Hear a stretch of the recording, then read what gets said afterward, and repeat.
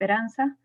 Buenas tardes. Y este espacio está a cargo de los jóvenes de la Gira de la Esperanza y voy a dejar a cargo a Margot Valencia desde Arequipa. Buenas tardes, Margot. Buenas tardes, Lizzy. Muchas gracias. Bueno, ante todo agradecer su asistencia el día de hoy, por compartir una tarde más con nosotros y empezar explicando un poquito lo que es la Gira de la Esperanza. La Gira de la Esperanza es una experiencia única para todos los jóvenes líderes del Perú. Somos de diferentes regiones y creamos un espacio para identificar y buscar esa solución a los problemas de nuestro entorno. Es así que llega la generación de la esperanza, donde nosotros como jóvenes podemos dar a conocer, podemos comprender, y lo más importante, ¿no? Es compartir ese conocimiento que tenemos, esos diferentes temas, ya sea en ámbito político, ámbito económico, como ámbito social. Y bueno, antes de darle el paso a mi compañera Sandra, quisiera dar un mensaje de esperanza, ¿no? Yo sé que estamos todos muy nerviosos por estas elecciones que se acercan el día domingo, pero muy independientemente de quién es su favorito o por quién vayan a votar, quiero dar ese mensaje de cultivar esa unidad, esa esperanza que nos representa a nosotros como peruanos. Y bueno, sin más, darle pase a Sandrita. Muchas gracias, Margot, y muy buenas tardes también con todos. Hoy, como les decía, estamos en una tarde más de conversatorio y hoy tendremos justo también como ponente, o tenemos como invitado al doctor Mirko Urjevich. Él es licenciado en Economía por la Universidad del Pacífico, es MBA por la Business School de la Universidad de Navarra, es profesor del área de Economía del PAD de la Escuela de Alta Dirección y gerente general en la ICONSA Perú. Y bueno, también en esta oportunidad nos están acompañando o como panelistas tenemos a Margot Valencia del núcleo de Arequipa, a María Fernanda Gamero también del núcleo de Arequipa, a Luis Herrera del núcleo de Cajamarca y quien les habla, Sandra Quispe del núcleo Cusco. Sin más que decir, doy paso al doctor Mirko para que nos pueda dar inicio a este conversatorio. Ok, Sandra, muchas gracias. A ver, voy a compartir la presentación primero, ¿ya? Ok, gracias a todos ustedes por la invitación. Dame un segundo, por favor. ¿Se ve? ¿Se ve la presentación? Sí se ve, Mirko. Sí. ¿Se ve? Sí se logra ver, Mirko. Ya, Sí, correcto. vemos, sí. Ajá. Ya, ok. A ver, me pidieron que analice una conferencia para analizar las propuestas de ambos candidatos, en este caso, porque son dos opciones las que tenemos hoy al frente para las elecciones del próximo domingo. Y yo más que recoger y analizar a fondo las propuestas, he agarrado algunas ideas salpicadas que han estado puestas sobre la mesa y que el domingo pasado las hemos visto en el debate, ¿no? En el debate se ha hablado muchas cosas, yo tomé nota de varias de ellas y sí me interesa profundizar en relación a lo que significa la viabilidad o no de cada una de las que se ha puesto al frente, ¿ok?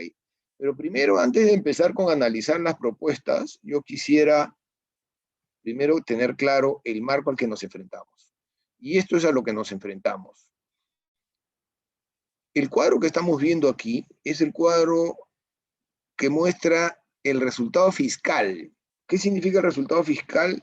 Las cuentas del Estado, del gobierno, como lo querramos llamar, son cuentas que finalmente suman ingresos y restan los gastos, ¿okay? Y eso finalmente me da el resultado económico, en este caso del sector público. Y lo que estamos viendo es una trayectoria del déficit público de los últimos 7 años, u 8, con proyección para el año siguiente. ¿Qué vemos aquí? De que el Estado no es un Estado, o el gobierno o el sector público no es un Estado superavitario, o sea, no hay un superávit fiscal, lo hemos tenido hasta el año 2013. Y a partir del 2014 en adelante, lo que hemos tenido ha sido déficit público o déficit fiscal. ¿Qué significa esto? Que el Estado ha gastado más de lo que ha ingresado en sus cuentas. En otras palabras, ha tenido que financiar su gasto porque ha ido contra el equilibrio fiscal. Y lo que vemos en este cuadro es que en el año 2020 el déficit fiscal, principalmente debido a la pandemia, alcanzó un pico de menos 8.9% del PBI, que es como se mide el gasto, el déficit o el ingreso fiscal. ¿De acuerdo? Eso quiere decir que casi 9 puntos del PBI tuvieron que ser cubiertos de alguna forma por el gobierno. ¿Dónde se fue esa plata? Bueno, la pandemia explica a dónde se fue la plata principalmente, ¿no? Aparte de todos los gastos corrientes que siempre tiene el sector público, se han tenido que dirigir recursos para intentar contrarrestar el fenómeno de la pandemia. Si se hizo bien o no, mal o bien, eso no está en discusión. Lo que estábamos evidenciando es que plata, mucha plata, se ha destinado a atacar el fenómeno o el problema de la pandemia. ¿Ok?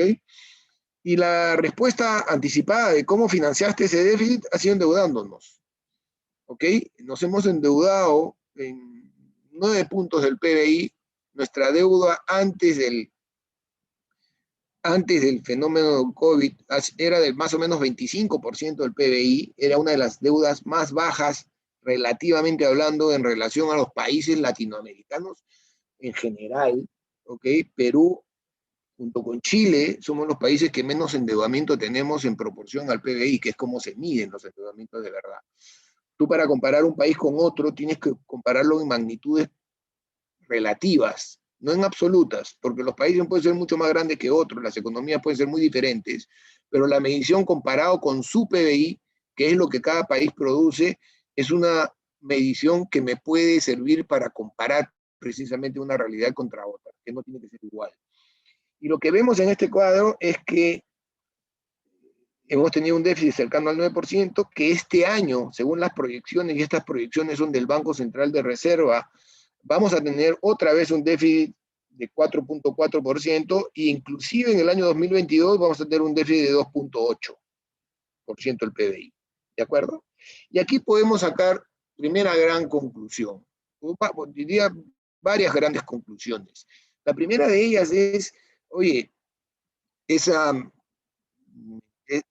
verdad, entre comillas, que se pregona de que hay plata, o sea, en más de una oportunidad y en más de una ocasión y en más de un foro escuchado, pero el Perú tiene plata, el gobierno tiene plata, eso no es verdad. No es verdad porque lo que estamos viendo aquí es que desde hace casi 7 años venimos teniendo déficit público. Eso quiere decir que las cuentas públicas no están equilibradas. Y eso quiere decir que hemos estado cubriendo ese déficit de alguna forma. Por lo tanto, se cae, por la evidencia que estamos mostrando, el afirmar que el gobierno o el Estado tiene dinero. No tiene dinero, tiene déficit. ¿Ok?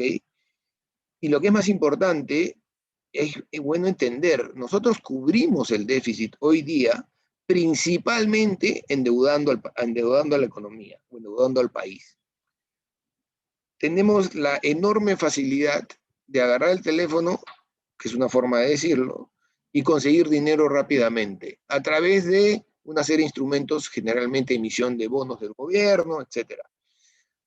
¿Por qué lo podemos hacer? Porque tenemos una muy buena calificación crediticia. A nivel Latinoamérica, aparte de Chile, debajo de Chile estamos nosotros y después viene el resto. Tenemos una buena nota en lo que yo llamo el Infocorp de nuestro país.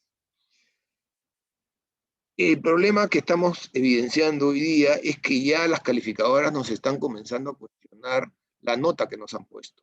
Y eso viene precisamente acompañado del ruido político que se está sintiendo y de la enorme incertidumbre que se tiene en las elecciones próximas del próximo domingo. ¿Ok? Por lo tanto, esa facilidad de agarrar el teléfono y conseguir plata se puede acabar.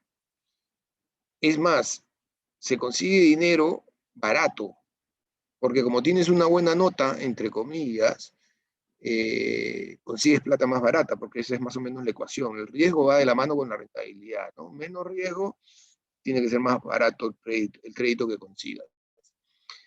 Si nos bajan la calificación, pueden suceder dos cosas. Uno, evidentemente no va a ser tan fácil conseguir la plata. Y dos, la que consigas va a ser más cara. Inmediatamente nos vamos a volver más pobres, porque eso está frenando una serie de temas dentro del funcionamiento económico, porque hace que los proyectos se vuelvan más difíciles de implementar, proyectos de inversión principalmente, y va a afectar a la variable consumo también, porque el costo del crédito se va a ver afectado directamente también por ello. ¿Ok? Pero, y la segunda gran conclusión que podemos sacar de este cuadro es que así como hemos dicho que el Estado no tiene plata, el margen de maniobra que tenga cualquiera de los dos que gane se va a ver afectado, pues, porque si no tienes cómo financiar una serie de promesas que ahora la vamos a ver y que la vamos a poner sobre la mesa, evidentemente, pues, va a ser mucho más complicado poder cumplir con las promesas. Sobre todo, yo diría que una de las dos posiciones que es más extrema que la otra. Porque bajo una posición, los inversionistas o el sector financiero global siente más desconfianza que bajo otra posición, porque esto funciona en base a eso.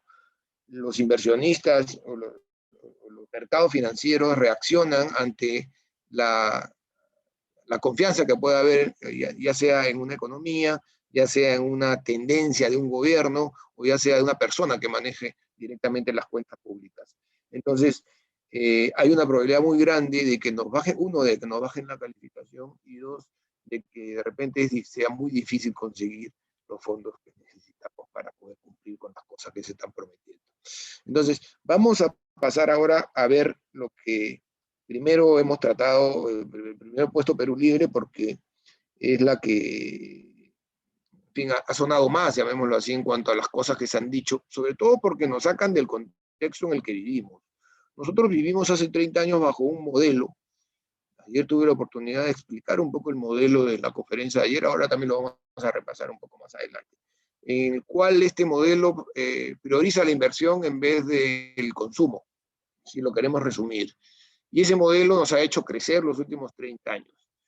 Evidentemente no se han alcanzado una serie de metas, principalmente los temas sociales se han visto dejados de lado, y eso se ha puesto muy de manifiesto en el último año a raíz de la pandemia. A raíz de la pandemia nos hemos dado cuenta que la deficiencia que se arrastra en todo lo que es servicios públicos en general, y me refiero en particular a los temas de servicios de salud. La salud pública colapsó el año pasado y eso tuvo una serie de inconvenientes y una serie de efectos colaterales, ¿no? O sea, la pandemia nos aisló, por decisión gubernamental, nos encerramos, salió a la luz la incapacidad de tener una educación a la distancia para todo nivel, y evidentemente eso arrastra una carencia educativa durante un año, si es que no son dos, porque es el segundo año donde las clases presenciales tampoco se están dando, y eso significa atraso en el tema educativo.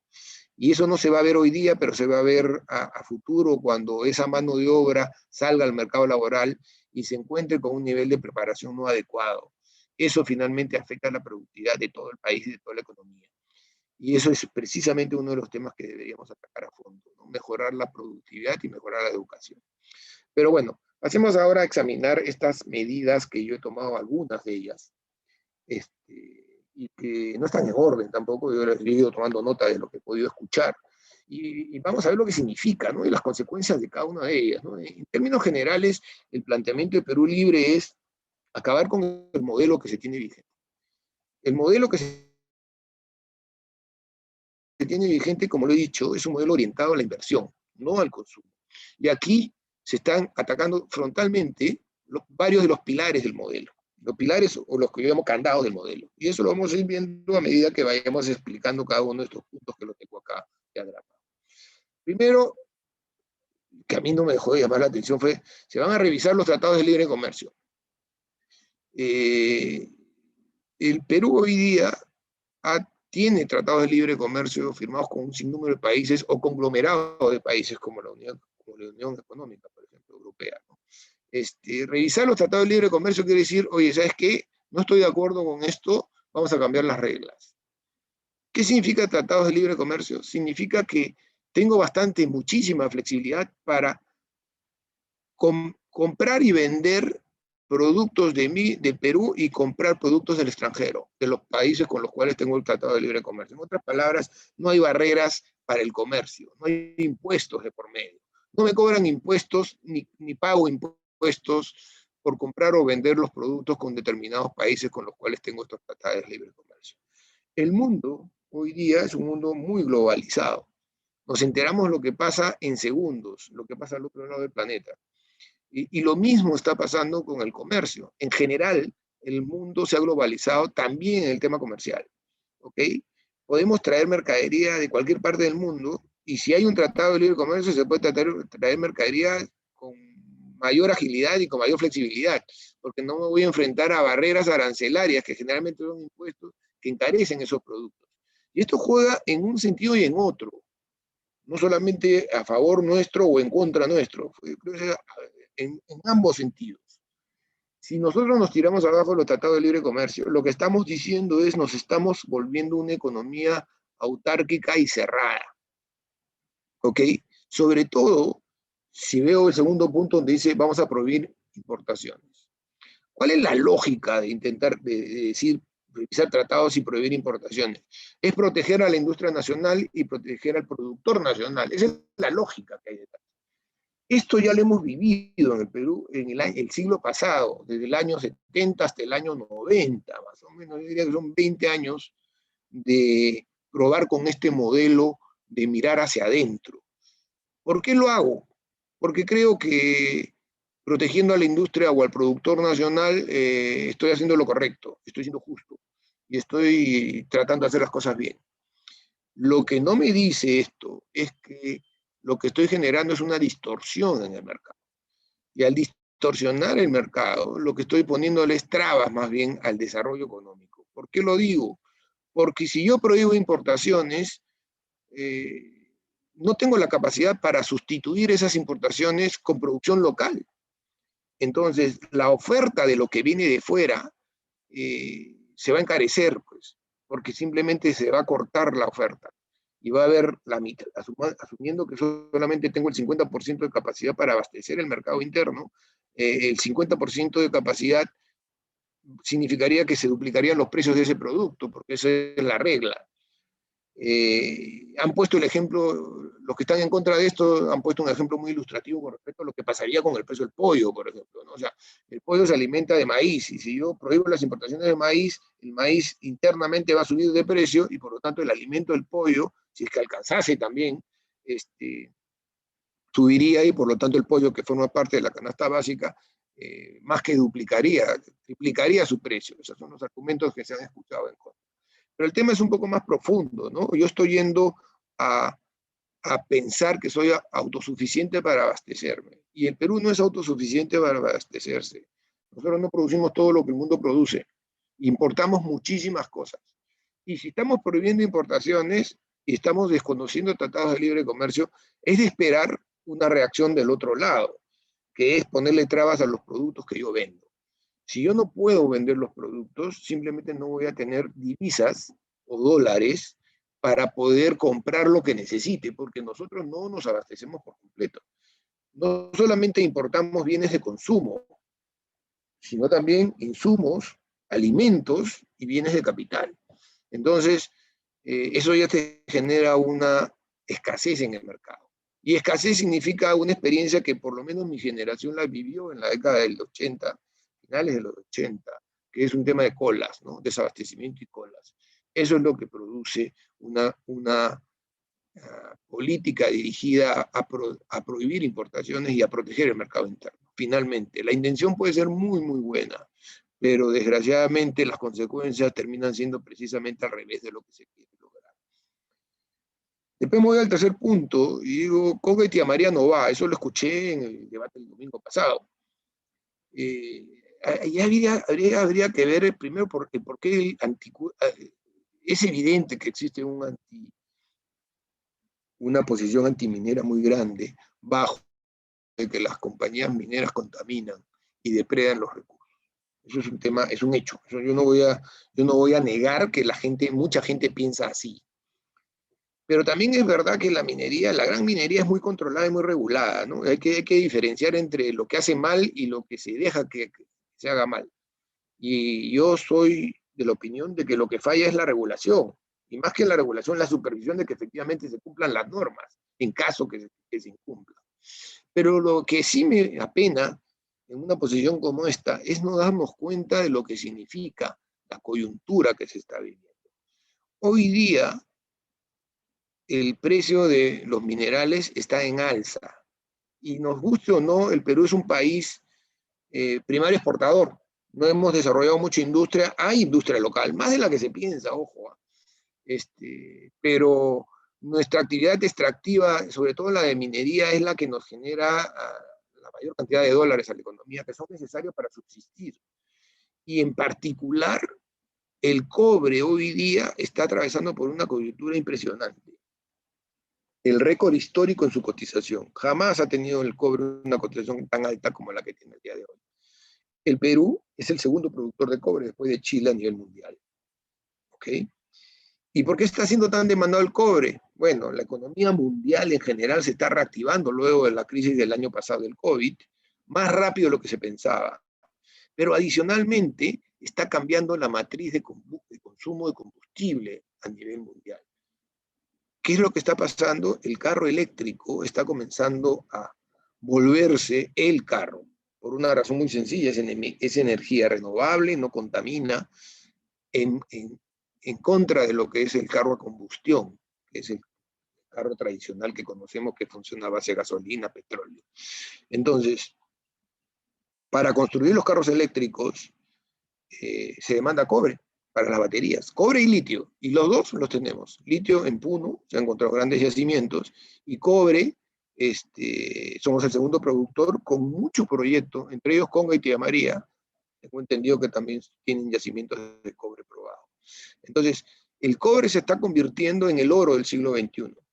Y nosotros, bajo esta posición, no estaríamos aprovechando esa coyuntura. Coyuntura que finalmente lo marca la necesidad y la demanda, ¿no? O sea, un precio tan alto no estamos aprovechando la posibilidad de explotarlo adecuadamente. Para que nos demos una idea, yo hace 3 años leí un estudio sobre el desarrollo del mercado de autos eléctricos en el mundo. Y creo que lo comenté en la exposición pasada. En todo el mundo hay 3 millones de autos, por lo menos en el año 18 lo era así. 1 millón en China, 1 millón en Europa y 1 millón en Estados Unidos. 3 millones. Versus el resto de millones de autos que hay en todo el mundo, que no tengo el número, pero que son muchísimos, de cientos de millones. ¿Ok? Y las compañías importantes ya están dejando de fabricar carros a combustión para hacer carros o eléctricos o híbridos. Híbridos es eléctrico y a combustión a la vez. Con lo cual, no hay que ser muy erudito para darse cuenta que la perspectiva me dice, o que las proyecciones me dicen que los carros eléctricos son los que van a primar en el mercado en un futuro no muy lejano, como cosa que ya está pasando el día de hoy. Esa es una tremenda y enorme oportunidad que creo que simplemente se está perdiendo la perspectiva con este tema de no ir con proyectos que me generan producción de cobre y extracción de cobre específicamente. ¿Okay? Entiendo la razón del anticuerpo, pero hay mucho de lo que yo llamo leyenda urbana, ¿no? O sea, bien regulado y bien controlado no tendría por qué hacer daño un proyecto al ecosistema que lo rodea. Como cuarto punto, he visto que se habla de que se piensan usar los fondos de las AFP y crear un banco de trabajadores para que ese banco se encargue de administrarlo, algo así escuché. Después han salido a desmentir diciendo que no van a tocar los ahorros de la AFP. Mira, la AFP, yo lo comenté ayer y lo vuelvo a decir hoy día, hay que separar la institución AFP del ahorro que tenemos en las AFP, cada uno de nosotros, por lo menos los que ahorramos en el sistema privado.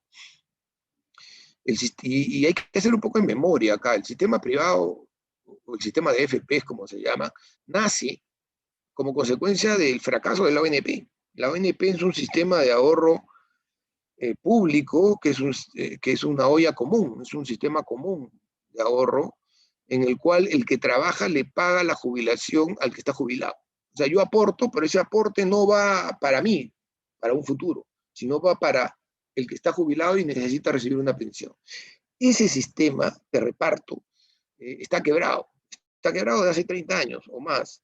Y precisamente a raíz de que está quebrado, se crean este sistema privado de pensiones donde la gran diferencia es que no es una olla común, sino libretas individuales. ¿Ok? Y esas libretas individuales han generado pues una masa de plata de ahorro en la economía que me sirve para cumplir un rol que ahora lo voy a explicar, pero que en lo particular significa que cada uno de los que tenemos ahorros ahí sabemos cuánta plata tenemos para nuestra jubilación. Yo no digo que el sistema sea bueno o malo, yo creo que es muchísimo mejor que el anterior, que precisamente nace por eso y que es muy perfectible, eso no está en telejuicio. Lo que sí está en telejuicio es la apropiación de unos fondos que tienen nombre y apellido, en este caso el de nosotros. O sea, eso sí no sería correcto, de haberte pasado 30 años, en mi caso, por ejemplo, aportando el 10% de lo que gano a ese fondo que en teoría es mío para cuando me jubile, para que vengan y digan ahora ya no va a ser tuyo, sino se va a ir a un hoyo común para repartirlo. Suena muy bien, siempre y cuando no te afecte directamente, ¿no? Entonces va por ahí el tema. Y eso no quiere decir que la ONP y la AFP no se deban mejorar. Yo creo que se necesita una reforma integral del sistema previsional para los jubilados. Sobre todo ahora que la gente está viviendo más, ¿no? O sea, la gente vive más que antes. Y ahí vienen las contradicciones, ¿no? El Congreso, que juega su partido aparte, creo, está intentando adelantar la edad de jubilación. Debería ser al revés, pues, ¿no? Si vivo más, debería jubilarme de más edad, porque precisamente necesito más fondos para tener más pensión. Y no podemos caer en el error de antes, ¿no? O sea, yo creo que la ONP tiene una serie de deficiencias. La primera es que está quebrada, y la segunda, más llamativa, es que para que recibas algún tipo de pensión, que son muy bajas las pensiones de la ONP, ojo, para que recibas algún tipo de pensión tienes que aportar 20 años. Si he aportado 19 años y 11 meses, no recibo nada. Eso también está mal.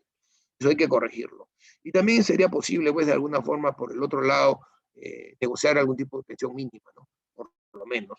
Y de esa forma avanzar con el sistema previsional, pero no destruirlo. Lo que se ha visto en la pandemia es que se ha estado destruyendo el sistema de ahorro previsional. Porque eso de liberar fondos cuando no los... Sí, es verdad, la gente necesita dinero, pero esta plata es para cuando te jubiles. Y cuando te jubiles, lo más probable es que ya no tengas fondo, o tengas un fondo muy poquito que te alcance para una pensión muy baja. No tengo la estadística aquí, pero yo sé que en promedio las jubilaciones que han estado pagando las AFP son mucho mayores que lo que han estado pagando las ONP. Y es evidente, la plata no cae del cielo. Eso depende de cuánto has invertido en el determinado fondo.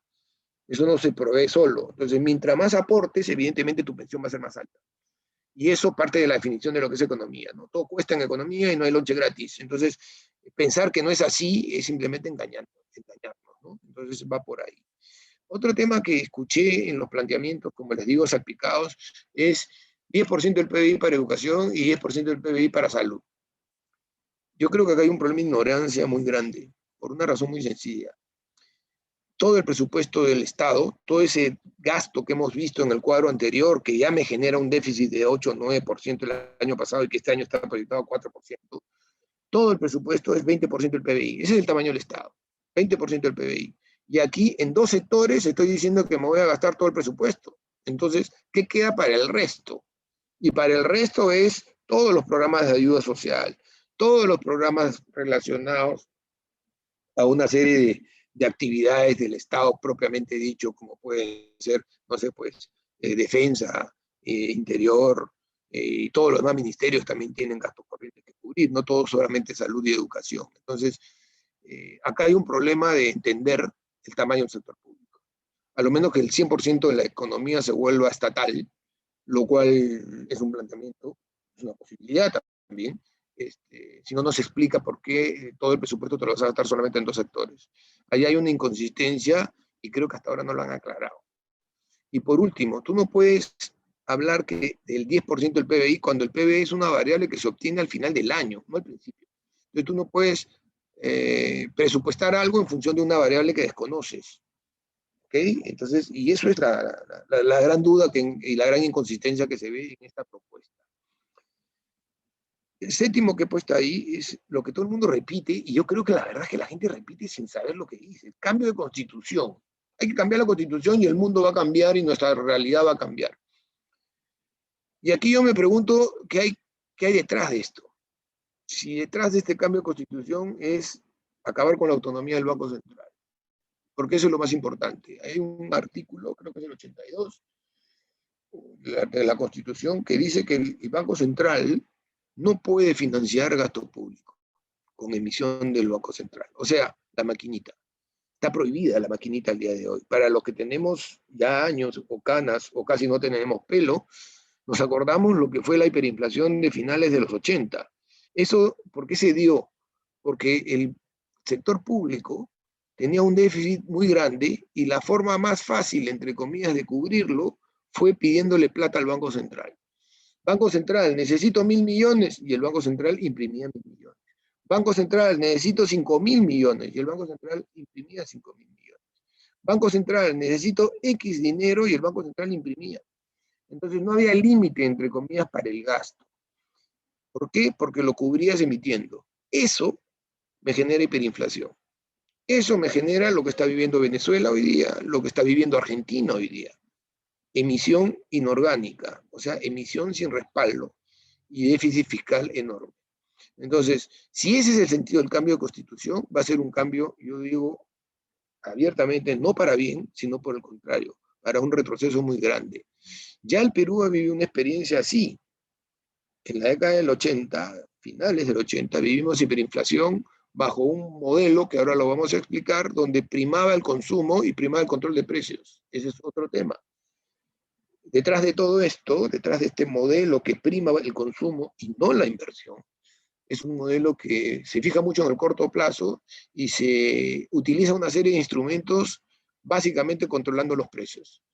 Al controlar los precios se piensa que se va a lograr que la gente que no tiene dinero pueda comprar más barato las cosas. Así es el razonamiento que hay detrás.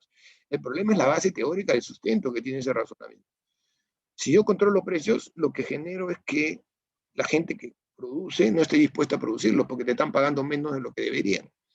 Y segundo, como hay menos productos, ¿okay? La ley de la oferta y la demanda, que es la que siempre existe y siempre subyace detrás de todo, me dice que cuando hay poco producto, el precio debería ser alto. Y eso es lo que termina pasando. Se terminan generando mercados negros.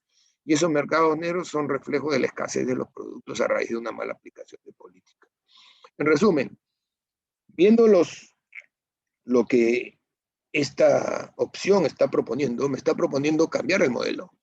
¿Okay? Y generalmente los cambios de modelo al modelo anterior, porque estamos viendo un modelo de inversión, como lo he dicho, y no un modelo de consumo, se hacen abrupta y desordenadamente, porque comienzas a aplicar política normativa, sectorial, por partes, de acuerdo a lo que me parece, etcétera, etcétera. Y eso termina, si bien es cierto, hay una buena intención detrás, en el fondo los resultados son fatales. ¿Por qué?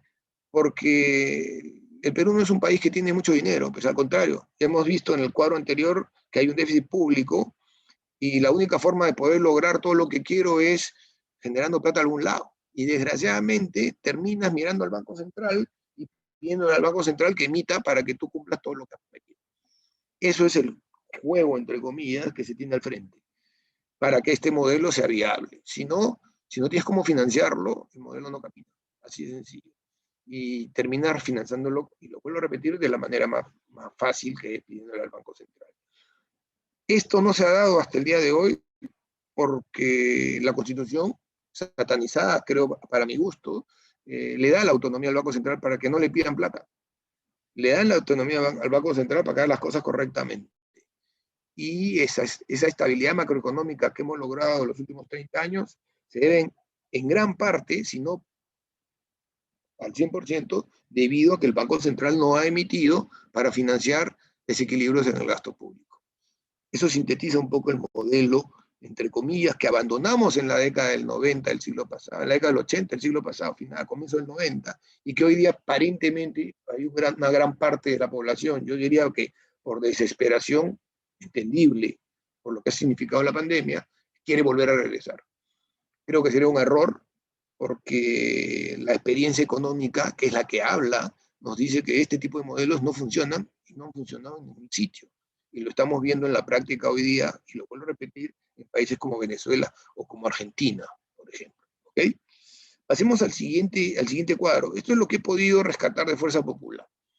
De las últimas comentarios y ideas sueltas que han podido haber detrás de la propuesta. Aquí hay mucho de promesas también, pero yo quiero enfatizar en un par. ¿Ok? Primero, este es una propuesta que no rompe el modelo.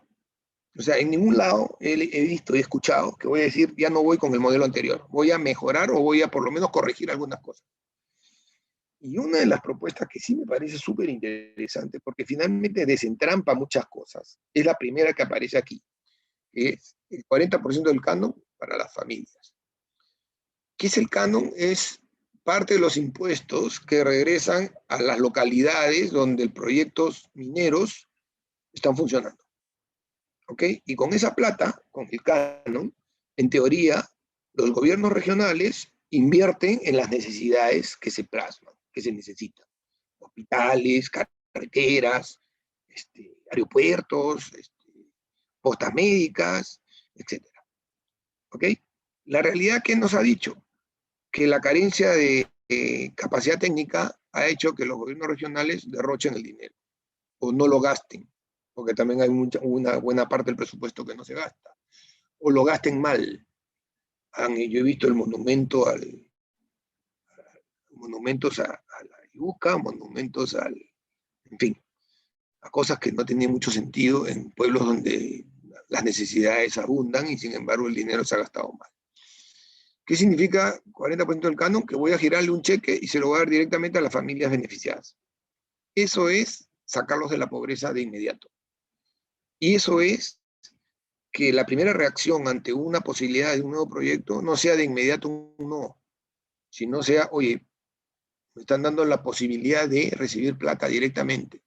Si bien es cierto en términos económicos, no es necesariamente lo óptimo, porque lo óptimo es que se dirija a una priorización de necesidades y esas necesidades se pongan sobre la mesa y se ejecuten los proyectos.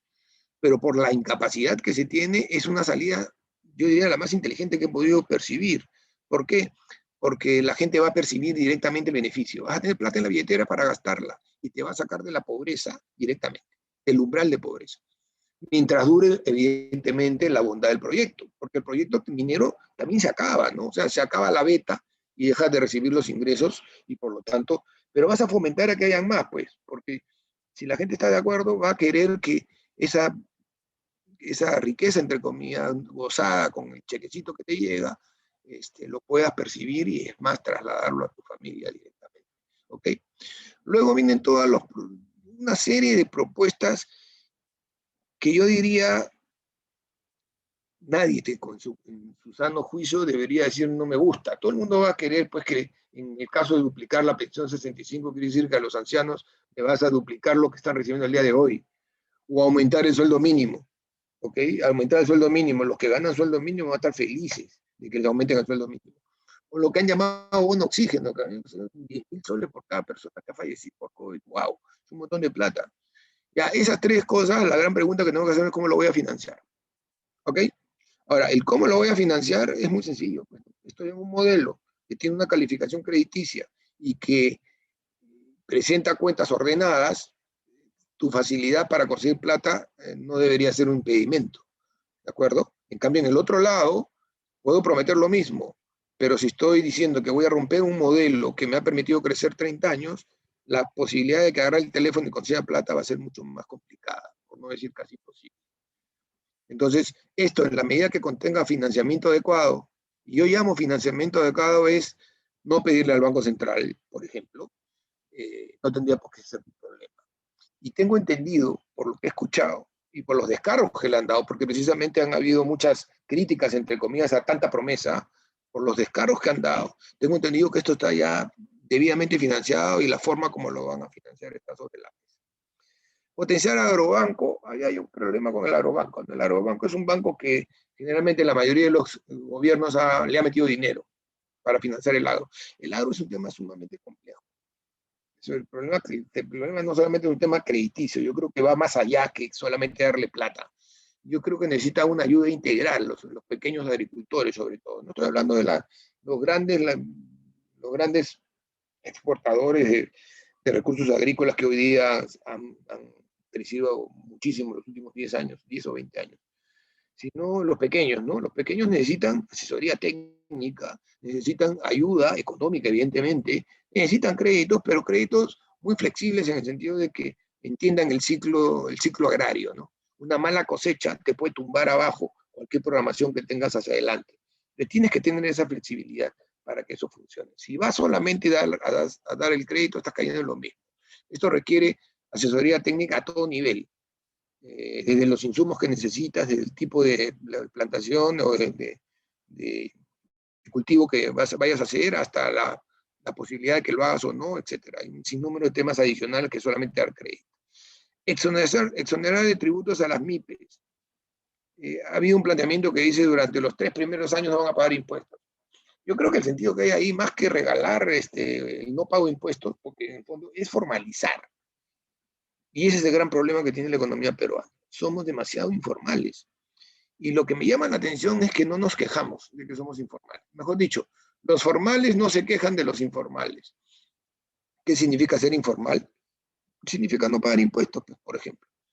A nadie le gusta pagar impuestos. Eso es un hecho.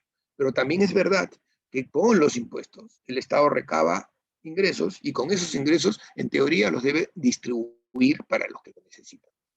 Si eso no se arregla, si no se arregla la fuente de financiar los ingresos fiscales, vamos a seguir con los problemas eternos de la mala distribución que existe en el país. Lo que necesitamos es una masificación en la formalización de la gente, no solamente de las personas, sino sobre todo de las empresas. Y yo creo que estas exoneraciones van en línea con eso. Una vez que te tienen en el mapa, o sea, una vez que estás mapeado, ya es difícil que te salgas de la red de seguimiento. Entonces, durante 3 años, que es tiempo más que suficiente para que tu negocio madure o de repente no camine, ok, no vas a pagar impuestos, me parece muy bien. Hoy día ya mucha gente no lo paga.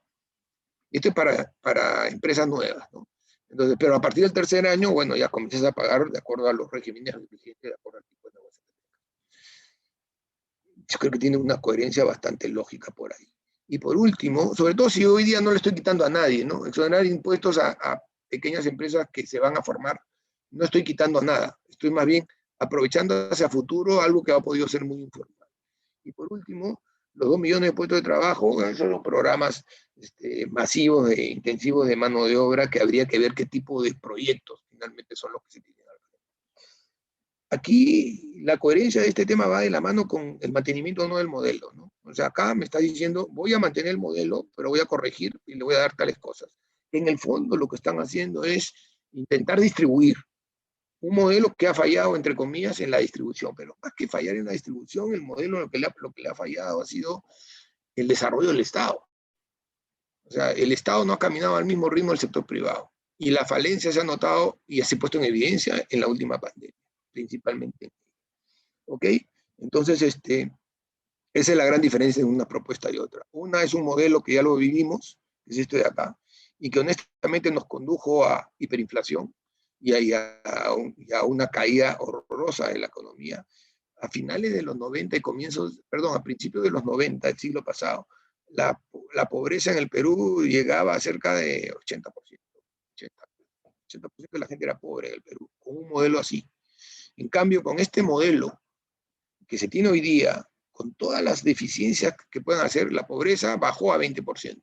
El problema es que el último año, con la pandemia, y gracias a la pandemia, la pobreza ha pasado de 20 a 30%, o sea, hemos perdido 10 años, porque nos demoramos 10 años en recuperar esos 10 puntos. Entonces, la gente no está viendo el corto plazo con justo entendimiento, porque la gente se desespera, quiere comer y quiere ya, quiere una solución a su problema.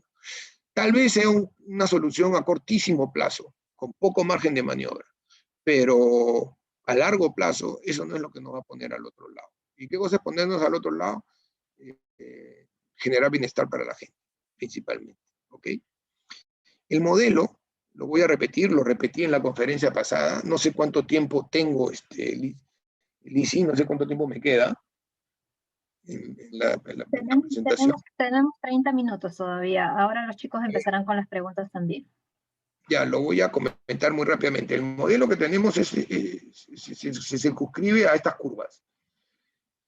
Un modelo de consumo, que es uno de los planteamientos, se fija más en la demanda agregada.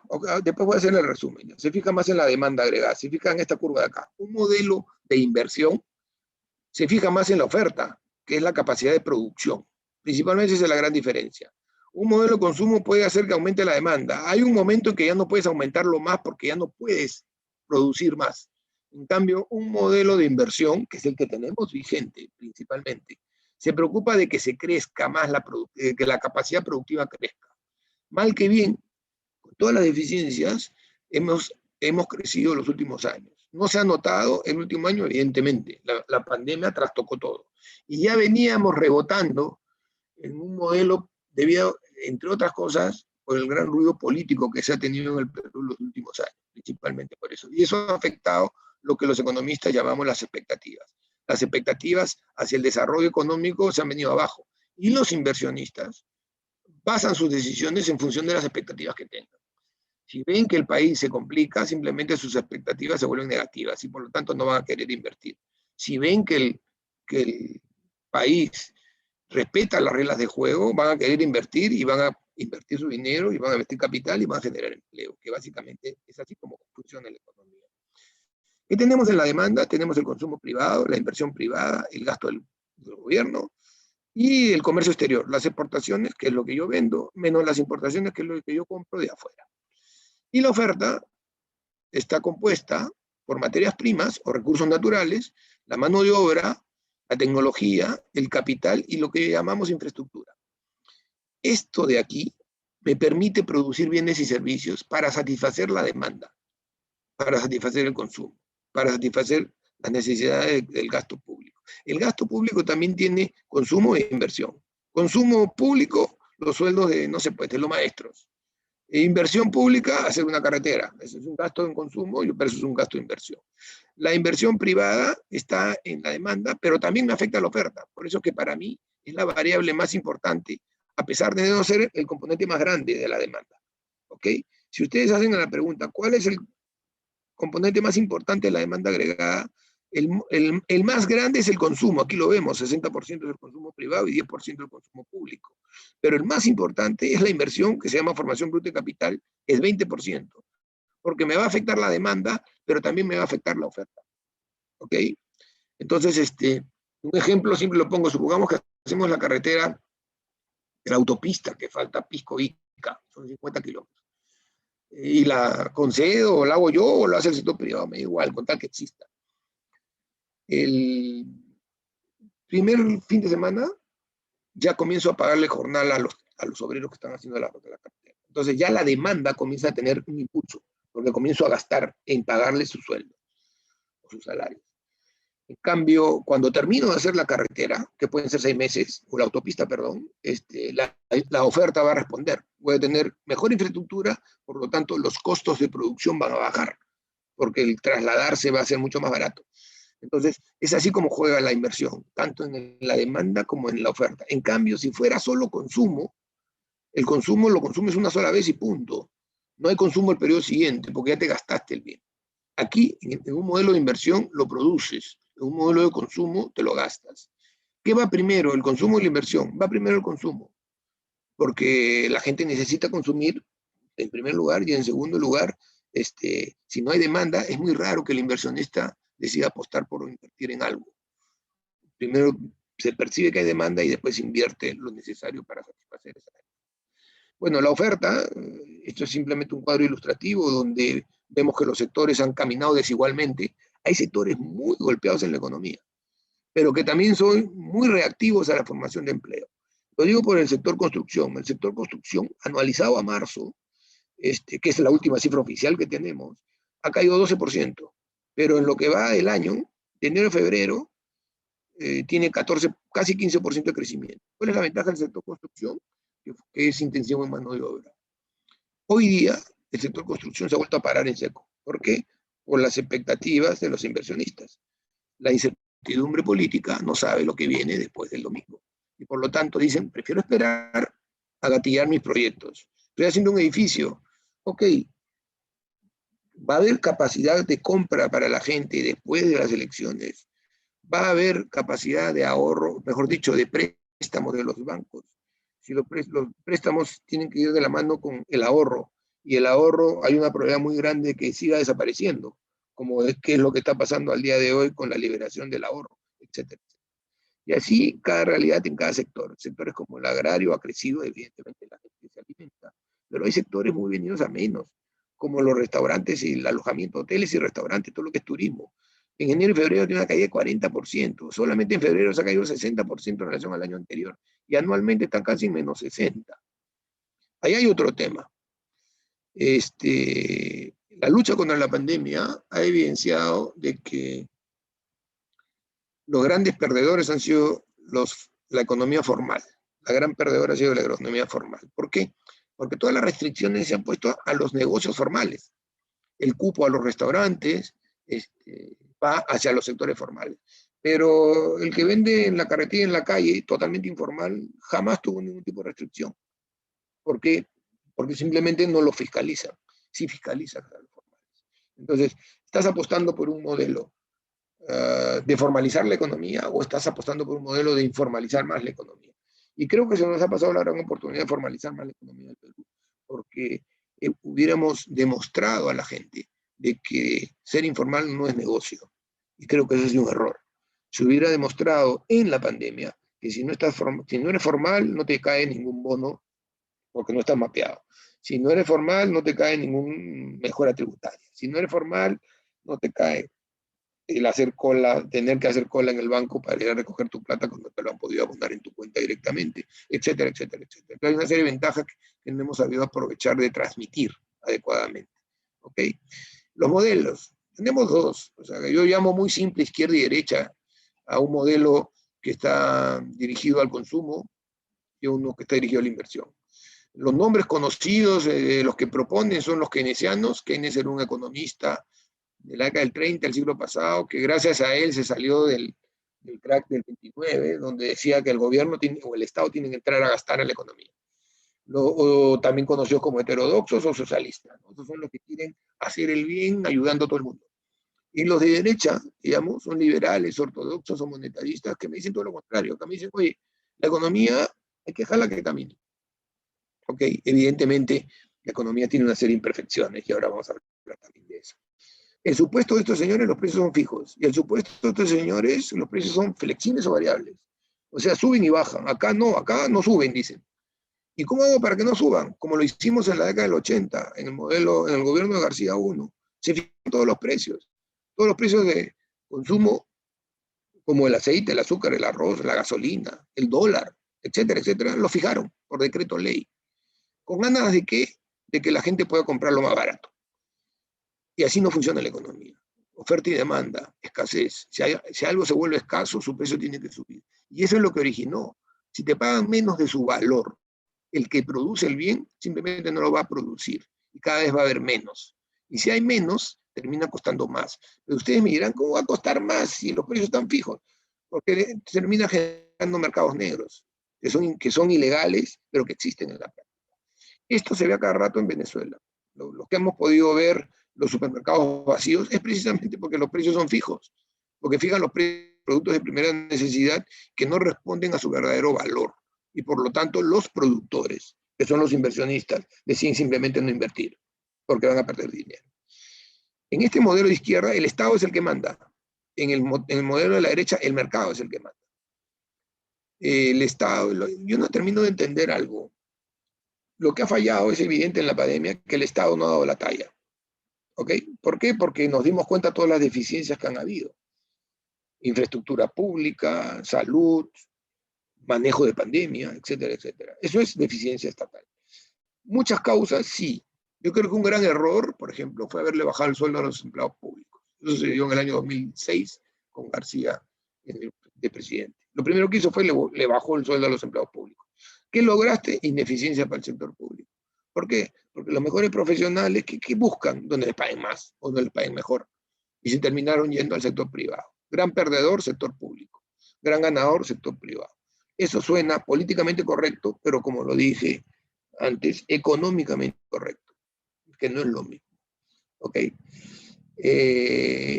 La principal variable que es el consumo, la principal variable es la inversión, y lo que complica más es el plazo, ¿no? O sea, estos modelos son muy cortoplacistas y los otros son más de largo plazo, porque son permanentes, se busca la permanencia en el tiempo, esto se agota muy rápido. Si tienes cómo financiarlo con recursos, hasta que se te acaben los recursos. Venezuela duró hasta que se le acabó el precio del petróleo favorable. Cuando se cayó el precio del petróleo abajo, se acabó el financiamiento. ¿Y qué recurrieron? Al Banco Central. Y el Banco Central emite, y la moneda en Venezuela vale menos cada día. Lo paradójico del tema es que Venezuela, antiimperialista, anti-yanqui, todo ese discurso que escuchamos en en los medios de comunicación, en las redes, en lo que quieran, te está terminando de volver una economía dolarizada. Porque la gente, por sentido común, busca refugiar su poco dinero en algo que no pierda valor. Y el dólar no pierde valor como pierde la moneda venezolana. Totalmente inconsistente, por lo que se escucha, pero en la práctica es lo que termina pasando. Para que nos demos cuenta y idea del tema, en el Perú ya lo hemos vivido. A comienzos del 90, el 95% de la economía peruana estaba dolarizada. ¿Qué quiere decir? Que no creías en tu moneda, sino creías más en el dólar. Hoy día ha cambiado antes del ruido político que se tiene. Hoy día debe haber subido, era 25%. O sea, nos hemos demorado como 30 años en bajar 70 puntos de dolarización. ¿Por qué? Por desconfianza. ¿Por qué la gente usa dólares? Porque tiene miedo, pues, porque tiene desconfianza, porque sus expectativas están trastocadas. Y hoy día estamos viviendo otra vez lo mismo. ¿Por qué? Por el temor a lo que vaya a pasar el domingo. Si sale el modelo que yo llamo de izquierda o de consumo, si lo queremos ver así, se va a romper lo que se tiene vigente. Si sale el otro modelo, lo que llamo derecha o de mercado, se va a mantener las reglas de juego, por lo menos las grandes reglas de juego, y se va a intentar cambiar las deficiencias que se han vivido hasta la fecha. Eso es así. No es que yo estoy diciendo una cosa u otra, eso es lo que hemos visto en la práctica, en lo que hemos vivido acá en el Perú. Se critica mucho que el mercado genera imperfecciones y que hay mucho abuso de los sectores privados y de los monopolios sobre todo. Pero una vez más, yo creo que el desconocimiento está a la orden del día. No es que haya fallado el modelo. Si tú lees la Constitución, te encuentras que en el artículo 61, creo, hoy día la leí otra vez y creo que en el 61, se prohíben expresamente los monopolios. ¿Qué es monopolio? Que haya una sola empresa que domine el mercado y ponga el precio que le dé la gana. Eso está prohibido hoy día en la ley. ¿Qué es lo que está fallando? No la ley. Está fallando la ejecución de la ley o el que se haga respetar la ley. El monopolista no tiene la culpa de ser monopolista. Quien tiene la culpa es quien lo deja. Y en este caso han sido permisibles, por las razones X, de que haya mercados donde haya evidentes monopolios. Eso no es correcto. ¿Por qué? Porque está normado. Hay que simplemente intentar imponer, no intentar, hay que hacer imponer lo que la ley manda. Punto y se acabó. Y chao, y capítulo aparte. Pero eso de que los monopolios, etcétera, oye, lee primero la Constitución y preocúpate por hacerla valer. Yo creo que eso es lo más importante, respetar las reglas de juego que se tienen al frente. ¿De acuerdo? Entonces, esto era el resumen de los modelos. Acá lo que le quería decir es que si no hay ahorro, no hay inversión. Esto es un desarrollo aritmético muy simple. Te dice que la inversión es igual a la suma de los ahorros, privado, público y externo. ¿Ok? Y finalmente los candados al modelo que se tiene el día de hoy. Son estos de acá. Creo que ya lo hemos estado comentando. La autonomía del Banco Central para no emitir, para financiar déficit y por lo tanto generar hiperinflación. La hiperinflación es el cáncer de la economía. Si tú tienes cáncer, te vas a morir. Si hay hiperinflación, la economía se muere. Así de sencillo. ¿Y eso cómo se genera? Emitiendo plata el Banco Central, sin ningún respaldo. Si tú le quitas la autonomía al Banco Central, se acabó el modelo y te conviertes en Venezuela al día siguiente. ¿Ok? Ese es un candado. Por eso cuando me dicen, cambiemos la Constitución, yo no sé qué quieres cambiar. Eso, si quieres cambiar eso, ya estás diciendo a dónde te quieres ir en materia económica. ¿Ok? Ahorro interno. Ya lo hemos dicho, ¿no? Los últimos 20 años, los diversos congresos se han tirado abajo la CTS en la medida que han podido, a cualquier oportunidad. La CTS es un seguro de desempleo, pero también es una enorme fuente de ahorro interno, porque es estable. Y las AFP, ni que se diga. La AFP es muy perfectible, pero por lo menos sé cuánto tengo. En el otro sistema no tengo idea, porque no existe el otro sistema. Toda la retórica de los de la ONP le van a volver su plata ya se la gastaron hace tiempo. Ya le pagaste al jubilado. Los tratados de libre comercio, el mundo globalizado, si se quieren tirar abajo los tratados de libre comercio, está yendo contra el mundo globalizado. Como lo dije en la conferencia de ayer, el mundo de hoy ya no es el del televisor en blanco y negro del siglo pasado, es el mundo del Internet, donde todo lo sabes al segundo. Y tratar el libre comercio quiere decir que vas a cerrar, ¿qué cosa? No voy a poder importar celulares, que esto es prácticamente, forma parte ya de nosotros, porque eso es desconocer los tratados de libre comercio, restringir las importaciones de las cosas que tengo hoy día en la mano. Eso, por ejemplo, sería ir contra la corriente a lo que es el desarrollo económico. Y por último, la calificación de crediticia. Ya han bajado la calificación de crediticia, más de una empresa calificadora ha dicho que nos han puesto en observación y lo más probable es que nos la bajen si se siguen demostrando de que no estamos en condiciones de mantener el equilibrio macroeconómico que hemos alcanzado. Principalmente es eso. Ok, Lizzy, no sé si estoy a tiempo. Yo quiero dar paso a algunas preguntas para poder contestarlas abiertamente. Claro que Creo que sí, todavía tengo unos minutos. claro que sí, Sí, Mirko. dime. Tenemos A ver, a María Fernanda. Máster, adelante. veo ahí una Margot, creo que está levantando la mano. No le veo la cara, pero veo la mano y también María Fernanda. Adelante. Sí, está primero Maffer y luego viene Margot. Gracias, Encantado. Liz. Dime, Mafer. Gracias, profesor. Sí, bueno, en realidad súper claro cómo nos ha explicado las propuestas y las diferencias entre las dos. Y justo me acordaba que hoy día vi en Twitter que se había vuelto tendencia la persona que está presentando Castillo para ministro de Economía, me parece, Pedro Franqui, si no me equivoco. Y lo que decía era que no iban a ofrecer bonos, que iban a respetar los ahorros familiares, la propiedad privada y que no se iban a prohibir las importaciones. Pero tengo entendido que hay una diferencia con esto que dice, incluso con lo que él mismo cree y con lo que propone Perú Libre como modelo, porque creo que ya no se sabe muy bien qué cosa es lo que, digamos, coincide, qué cosa es la verdad, ¿no? Lo que nos dicen, el modelo, entonces uno no sabe de dónde fiarse, ¿no? Entonces, mi pregunta era esa, ¿no? ¿Cuán cierto puede ser esto que está diciendo con respecto a lo que ya presenta Perú Libre dentro de sus planes?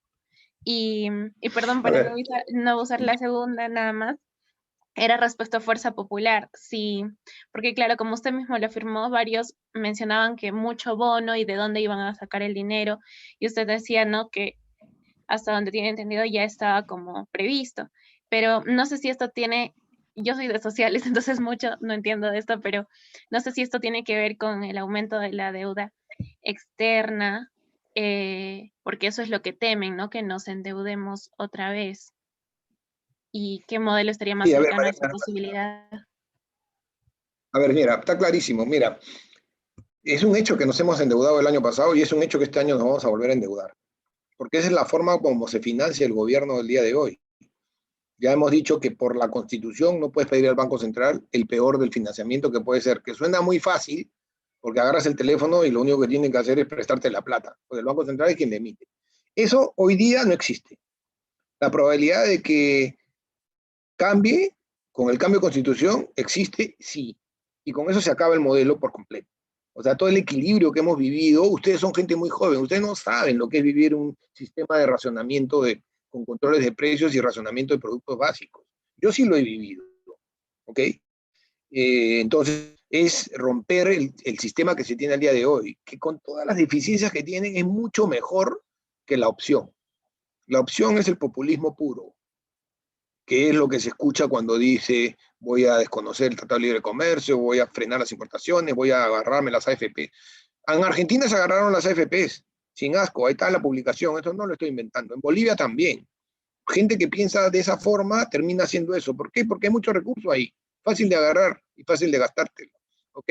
Ahora, ya que le has puesto nombre y apellido a Alfredo Franque, yo lo ubico, no se debe acordar mucho a mí, pero nosotros hemos coincidido en el Banco Central, yo trabajé en el Banco Central en la década del 80 del año pasado, cuando el Banco Central precisamente no hacía las cosas tan bien, ¿ok?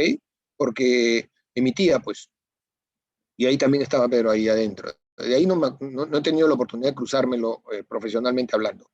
Pero por el otro lado tengo a un señor Carranza que ha sido demostrado ya agocheado como ministro, donde la última crisis que tuvimos antes de la pandemia, la pasamos, casi no se notó en el Perú. Fue una tremenda crisis, la crisis de las hipotecas, la crisis subprime del año 2008-2009.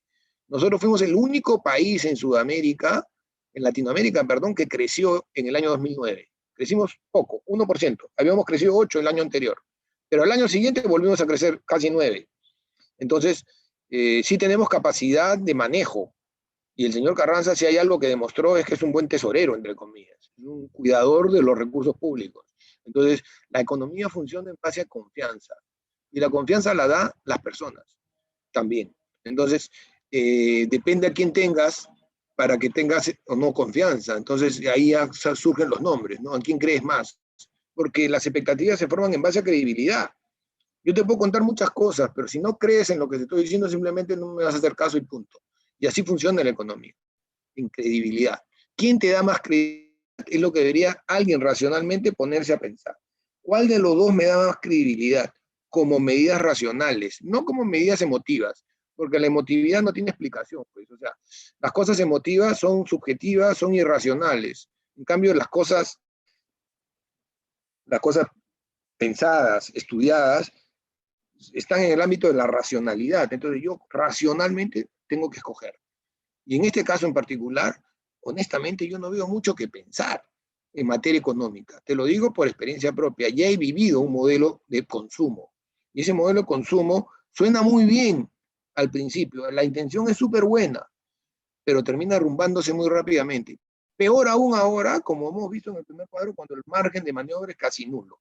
Ahora, endeudarse no es malo, siempre y cuando lo hagas bien, ¿de acuerdo? No me voy a endeudar, o sea, endeudarte es gozar de un beneficio futuro ahora, porque no tienes que esperar tiempo para gozarlo. Por ejemplo, me quiero comprar un auto, ya en temas personales, o ahorro 5 años para comprármelo, o me lo compro ahora endeudándome. Esa es la oportunidad, la tienes así, siempre y cuando lo haga bien, si mis ingresos me alcanzan para poder pagar esa deuda que estoy dando.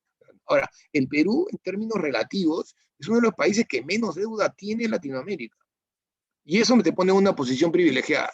Perú y Chile somos los que menos deuda tenemos en relación a su PBI. El resto de países, olvídate. Brasil, ni que se diga. México, ni que se diga. No estoy hablando ni de Venezuela ni de Argentina, ojo. Estoy hablando de países. Colombia también está el doble de endeudado que nosotros. Casi 80%, 70% de su PBI. Nosotros tenemos hoy día el 35%. Vamos a terminar el próximo año, este año de repente en 40. Perdón, sí, más o menos en 35 vamos a terminar.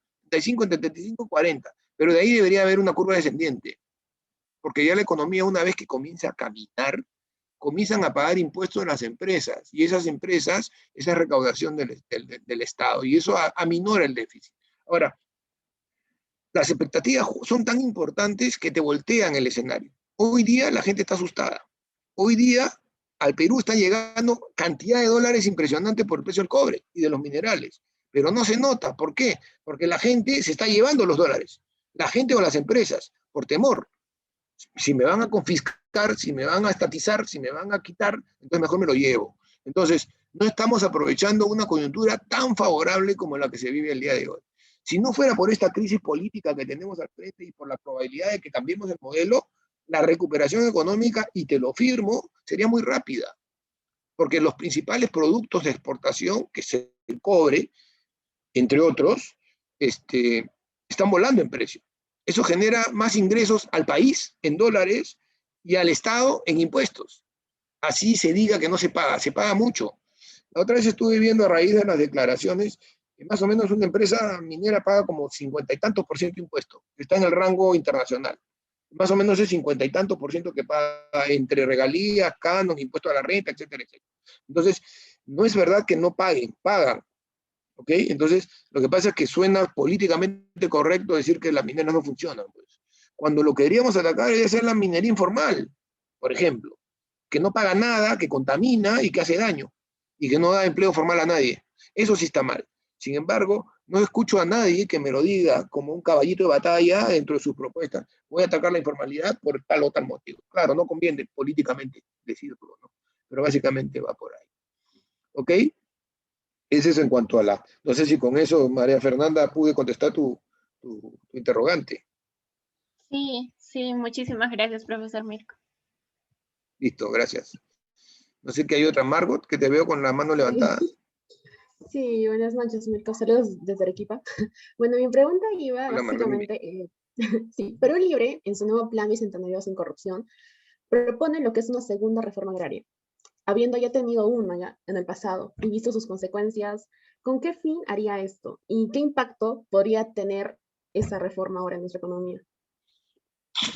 Mira, yo he tenido la oportunidad de visitar fondos agroindustriales y me he quedado sorprendido de lo que he visto. He visto primer mundo en el Perú.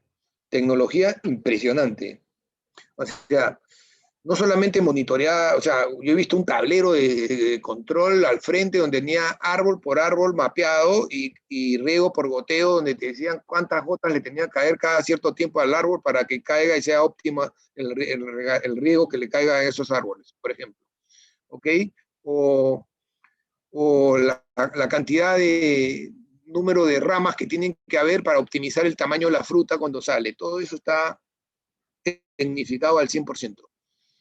Yo no creo que reformando, ¿qué significa una segunda reforma agraria? Me imagino debe ser quitarle la propiedad a los que son los dueños para pasársela a los obreros. Yo no creo que los obreros tengan la capacidad de manejar tecnológicamente o técnicamente como se vienen haciendo las cosas al día de hoy. Es un sector que ha crecido muchísimo, que ha generado puestos de trabajo a más no poder, y el desarrollo ha sido en valles, y eso me lo estuvieron explicando la semana pasada, en desiertos. Muchos de las tierras agroindustriales al día de hoy han sido desiertos antes. O sea, no has invadido un valle y has aprovechado de la coyuntura. Eso no, eso lo han hecho a base de proyectos de irrigación enormes que han generado frutos como los que estamos viendo al día de hoy, ¿no? Yo creo que estaríamos yendo con el corriente y toda la buena intención se terminaría en convertir en un mal resultado, principalmente por ahí. Ahora, hay que separar el agro en dos. La agroindustria de exportación, que es el que vemos en la costa con grandes extensiones de terreno y con todo lo competitivo que son, y el agro de subsistencia por encima de no sé cuántos metros sobre el nivel del mar, donde es el minifundio para la subsistencia de cada persona que tiene su pequeña parcelita. Es muy diferente, porque es otro negocio, es otra realidad. Entonces, si se trata de tecnificar el agro, yo creo que una solución sería, más que tecnificar, sería lograr centros de acopio, ¿no? Para que puedan llegar al mercado. Lo que pasa con los pequeños productores es que no llegan al mercado y su producto simplemente o se consume o se malogra. Para llegar al mercado hay que hacer carreteras, ¿ok? Y hay que buscar tener un buen poder de negociación. ¿Cómo lo haces? Acopiando. Acopiando y juntando a varios que tengan un volumen de producción determinado y que puedan vender no solo en el mercado local, también la probabilidad de que se exporte. Pero eso es voluntad de hacerlo. Y no que no nos cuenten el tema de que volviendo a las propiedades voy a lograr crear oportunidades. Las oportunidades se crean con trabajo y con tecnología y con capacidades que de repente el Perú no las tiene y que hay que traerlas de fuera, ¿no? Entonces, yo siempre digo, lo políticamente correcto no necesariamente es lo económicamente correcto. Voy a poner un ejemplo, ¿ya? Que va a abrir mucho el debate, pero es bueno que lo sepamos. Si yo hoy día digo que voy a privatizar Sedapal, todo el mundo se tira encima mío, porque no es políticamente correcto decirlo. Pero si todo el mundo supiese que en Cuba el agua la maneja una empresa privada, simplemente la discusión se acabaría. ¿Por qué? Cuba es el paraíso comunista del mundo, ¿ok? La maneja una empresa privada porque no tiene la capacidad técnica para manejarlo el Estado. Es una asociación público-privada, Caja de Agua de Barcelona es la empresa que la maneja y tiene la tecnología para brindar agua, que es lo que finalmente importa. Y es un bien esencial, es un monopolio natural, como se llama, regulado. Sí, claro que tiene que estar regulado. Nadie dice lo contrario. No tiene por qué estar en manos del Estado. Entonces, ¿por qué está en manos del Estado en Cuba? Porque simplemente se han dado cuenta que no tienen la capacidad para hacerlo ellos. Entonces, se lo han dado a quien sí tenía la capacidad. En este caso, una empresa privada con la tecnología del caso. O sea, eso que estoy comentando, muy poca gente lo sabe. Métanse a Internet. Internet es una enciclopedia que tenemos a la mano. Y con eso nos podríamos salir de muchas dudas que tengamos al frente. Pero para eso hay que dejar las emociones de lado, hay que usar la cabeza fría y entender cómo funciona la economía de verdad. ¿Ok? Luis, te veo con la mano levantada. No sé, Margot, si con eso contesté tu pregunta. La verdad que sí, muchas gracias, Víctor. ¿O de qué, ¿Qué Margot? tal, profesor Mirko? Buenas noches. Sí, Buenas noches con todos. Bueno, soy Cajamarca y mi pregunta es la siguiente. Hablando del contexto del sector minero y toda la coyuntura política que estamos viviendo y dentro de la región latinoamericana que estamos viviendo dentro de las crisis políticas, ¿cómo es que el Perú puede aprovechar, obviamente, estas inversiones privadas que están creciendo netamente entre los sectores mineros, hablando de cobre e incluso de litio, sabiendo que incluso nuestras competencias, tanto como Chile, por toda esta crisis política, se está viendo que las inversiones están bajando e incluso ya se están dudando. Entonces, ¿cómo podríamos aprovechar esto? Sabiendo que el sector minero pues, es gran generador de empleo, aparte de ser el 60% de las exportaciones, aparte de que acá, al menos en el Perú, se paga hasta el 70%, incluyendo aparte de los canos, impuestos especiales que están en el sector privado. ¿Cómo es que podemos aprovechar todo esto? Que incluso el impacto que podría generar también, aparte, ¿no? Por empleo directo se puede generar hasta 8 empleos indirectos. A ver, Luis, tú lo has contestado, tú ya lo contestaste. Yo visité Cajamarca, yo trabajé mucho abriendo un negocio en centros comerciales y visité Cajamarca hace años ya, creo que fue el año 2012 la última vez que estuve ahí. Pero justo la minería se acababa de ir. Y lo que yo vi es gente muy amable, porque creo que los de Cajamarca son gente muy, muy amable, ¿ok? Que me llamó muchísimo la atención, pero también la economía muy caída. O sea, la minería ya se había ido y se vino abajo todo, y todo estaba sobredimensionado. Porque la minería, justo o no, era el motor de esa ciudad. Por lo menos es lo que yo percibí.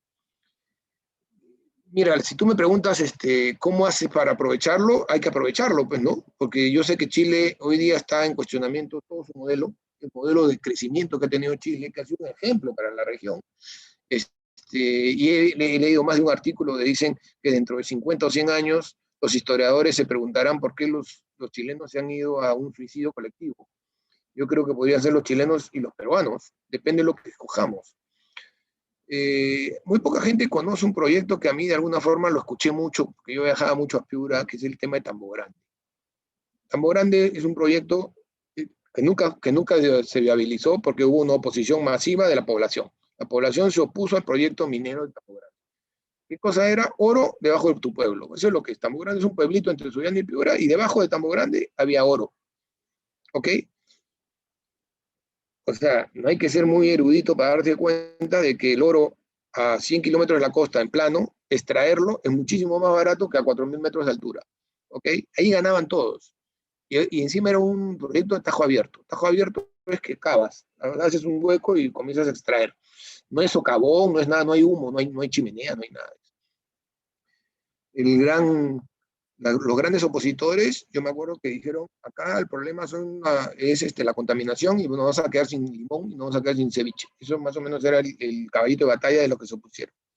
Y efectivamente, se dio un referéndum, que lo peor que puedes hacer es hacer un referéndum porque la gente tiene que entender las cosas de fondo, no lo que le parezca. Y el referéndum, un 99% se opuso al proyecto. 90 y tantos por ciento, no sé exactamente, pero fue mucho más alto. Simplemente no hubo proyecto. Como a los 2 años, hubo un especial en la televisión de Tambo Grande, diciendo qué pasó con el proyecto 2 años después. ¿Y qué encontraste? Encontraste un montón de gente con picos y palas, extrayendo el oro informalmente, tirando mercurio, que es lo más contaminante que hay, y a niños descalzos caminando sobre eso. Eso es lo peor. O sea, todo lo que se opusieron y todos los argumentos que se pusieron sobre la mesa para evitar el proyecto, en la práctica se están dando. No sé qué será, ya lo abandoné el seguimiento de ese tema hace muchos años, pero es una pena, pues, ¿no? Porque nadie ganó. Todos hemos perdido. Perdió la región, no recaba un sol. Perdió el empleo formal, nadie tiene empleo formal. Perdió la geografía o el recurso del ambiente, porque eso contamina, ¿ok? Y perdió el Perú. ¿Por qué? Si ese proyecto salía adelante, Perú dejaba de ser el 7º productor mundial de oro para pasar a ser el primero o el segundo. Y el oro tiene una enorme ventaja. Es el metal de refugio. Cuando hay crisis económica, la gente ante la incertidumbre se refugia en el oro y las cotizaciones comienzan a elevarse exponencialmente. Entonces, una oportunidad más que se desperdició. ¿Por qué? Por no entender las cosas y por no poner las reglas de juego claras. En la medida que tú le digas a una empresa, estas son las reglas, y si te sales 1 centímetro, te penalizo, te castigo, etcétera, no tendría por qué no ser compatible. Es muy fácil decir voy a estatizar o voy a expropiar, claro, pero lo que no dices es que eso te va a costar, no es gratis, ¿eh? Porque eso se va a un tribunal internacional que después te obliga a pagar, inclusive más de lo que hubieras pensado. ¿Ok? Y ese es uno. Y dos, el Perú es un país pobre, pues no es un país rico. No es pobre porque no tenemos capitales. Los millonarios peruanos son pobres en el mundo, comparado con los millonarios del mundo, digo, pues todo es un tema comparativo. Entonces, necesitamos capitales, necesitamos inversionistas. ¿Para qué? Para que generen empleo. Muchos se ha criticado diciendo que bueno, que no se generan, que hay que industrializar el Perú. Eso toma años y hay que saber hacerlo, porque puedes estar gastando plata subsidiando actividades que no necesariamente son buenas. Que el modelo que tenemos no me lleva al desarrollo no es tan cierto. Canadá y Australia son países que exportan minerales y que son del primer mundo. ¿Por qué? Porque han sabido aprovechar la exportación precisamente de los recursos que tienen ahí. No te sirve nada tener un recurso bajo tierra si dentro de 50 o 100 años de repente ya no sirve para mucho. Acuérdense, la guerra con Chile fue hace 150 años. ¿Por qué fue la guerra? Y eso lo dije en la conferencia pasada, por el guano y el salitre. Y hoy día no sirven para nada. Entonces, nada me asegura que lo que tengo hoy día va a servir dentro de unos años. Por lo tanto, explótalo al máximo de la mejor manera posible. Y eso sí, no pierdas de vista de que hay una deficiencia que tienes que corregir, ¿no? La distribución, una vez que creas riqueza, distribuye. Pero preocúpate por lo menos de tener lo mínimo elemental, como esa infraestructura, que tanto nos hemos dado cuenta que ha fallado el último año con la pandemia. ¿Ok? No sé, Luis, si eso fue satisfizo tu cuestionamiento, tu pregunta. Sí, profesor Mirko, solo añadir que, por ejemplo, justo cuando se hablaba de la nacionalización por el Partido Perú Libre, los recursos ya son nacionales y lo que se hablaba, ¿no?, de la estatización y todo esto tiene un alto costo. Y hace poco también salió una noticia, ¿no?, en el país vecino de Ecuador, donde una empresa, Perenco me parece que es el nombre, es francesa, le acaba de ganar un juicio donde tiene que solventar más de 400 millones de dólares. Entonces, habiendo acá empresas mineras grandes, las inversiones que han hecho, pues para nosotros sería imposible y sería volver a la época de Velasco, incluso peor todavía, ¿no? Sí, lo que pasa es que desgraciadamente tenemos memoria corta y yo no sé si es un problema generacional, pero eso de no creerle a los adultos, yo siempre le he creído a mi papá lo que me contaba. Que no lo había vivido es otra cosa, pero por algo lo decían, ¿no? Y la sabiduría viene con los años. Entonces hay que hacerle caso a los que conocen un poquito más, y por lo menos los que tenemos una experiencia de vida un poco mayor. Y este modelo izquierda ya lo he vivido en el Perú, y honestamente las consecuencias no han sido buenas. Eso es muy difícil de transmitir, desgraciadamente. La gente está demasiado politizada, o sea, hay demasiada irracionalidad detrás de todo esto. Y el domingo, ustedes como generación se están jugando la oportunidad de que haya más posibilidad de desarrollarse en este país. Así de sencillo. ¿Por qué? Porque la inversión trae empleo y trae oportunidades de trabajo, y carreras y posiciones y desarrollo y generar tecnología y, en fin, primer mundo. Si queremos avanzar hacia el primer mundo, escojamos bien, pues, ¿no?